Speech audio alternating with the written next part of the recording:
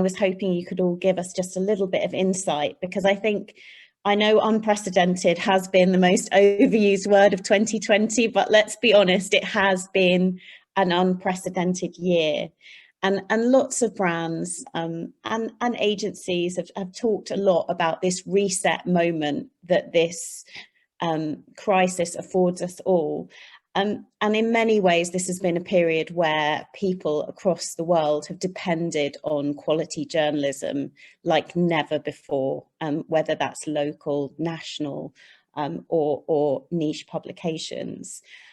So if you could all leave the audience with just one takeaway as to one thing that they can move forward on, because this is such a big debate, and you've given us so many insights already, whether inclusion targets or campaigns like Back Don't Block. But one thing that the audience can take back to their virtual desks and put into action, that would be great. And Dominic, I'm going to put you on the spot and start with you, if that's okay. Start with me. I might still be here in half an hour. Look, I think all the conversations really interesting. You know, from the block lists, you know, and keyword blocking. You know, and I think just to feed back on that. We have numerous conversations with advertisers, and I think a lot of advertisers, best will in the world, as much as they try and do all the right thing, are not necessarily fully aware of all the tools that have been used, you know, to safeguard their advertising. And I think, and unfortunately, in many conversations with clients, you know, when you unearth this with them, they're surprised. They're surprised at how blunt a lot of the work is. I think the key thing for me is that ultimately journalism is incredibly important for you know, for democracy, for society as a whole. You know, we take our duties, you know, incredibly responsibly as media businesses, you know, that are under the news brands that we have and many others have. And I think it's important to recognise that. That is expensive. That does come at a cost, and it does need to be funded, but it is trusted. You know, and I would urge people to think about how do you have more direct conversations than relying on the long tail of the open market. Thank you. And Olaf, could I get your insight, please?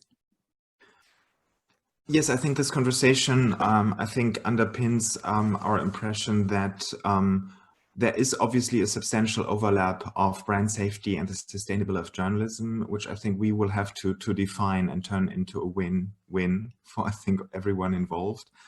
My main takeaway is that obviously the advertising-based business model of journalism or the media is not as dead as it's always declared to be. I think there are estimates of north of 50 billion every year lost to ad fraud and mistargeting. And just imagine we together could turn just a fraction of this and retarget and redirect this towards trustworthy journalism. Thank you. That's a great point. And Deborah, could I bring you in here for your main takeaway, please? Yeah, I would say open your mind to the possibility that there is content out there that's created by a different set of people that you wouldn't normally target.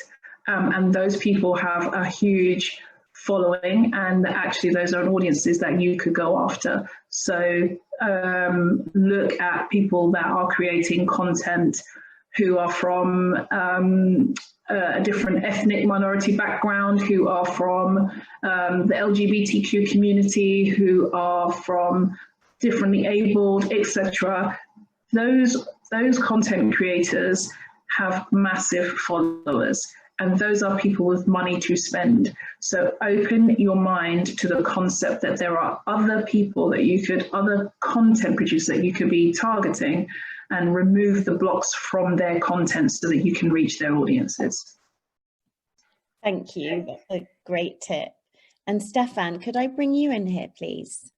Well, I can only concur with everything that has just been said, but I think one of the main thing we can all do is probably have, I know this may sound strange, but I do believe that we can have more empathy towards each other, understand advertisers, agencies, publishers' needs, and work more and better together to find solutions that are mutually beneficial. So I do think that one thing is probably industry, stronger and tighter industry cooperation with simply more empathy.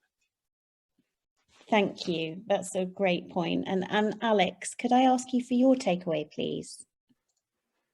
Yeah, I mean, obviously, as disastrous as this year has been, I suppose a silver lining in respect of this conversation is that it's brought a somewhat marginal issue from before into the very front and center of our thinking and of conversations like this. So that in itself, we feel good about, at least, because people are with us on the mission, really.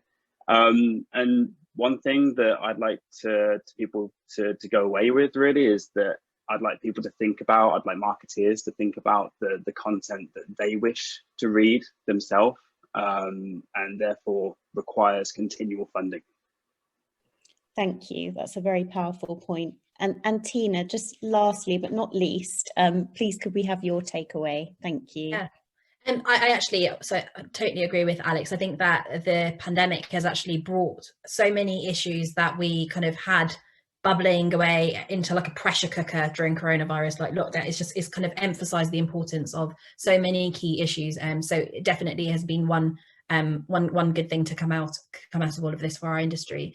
I actually, my one takeaway would probably be the other side of Stefan's, actually. So Stefan's is around understanding the people that you're working on, their perspective. I actually would say one of the main things that we can do better as an industry is work better to understand each other's technology. So if you are, using a content verification technology, take the time to understand how that technology works, how it's been built, and therefore how to use it. Don't kind of copy paste a strategy from a previous campaign or a previous experience just onto this one. Take time to work with your partners and understand what they're doing.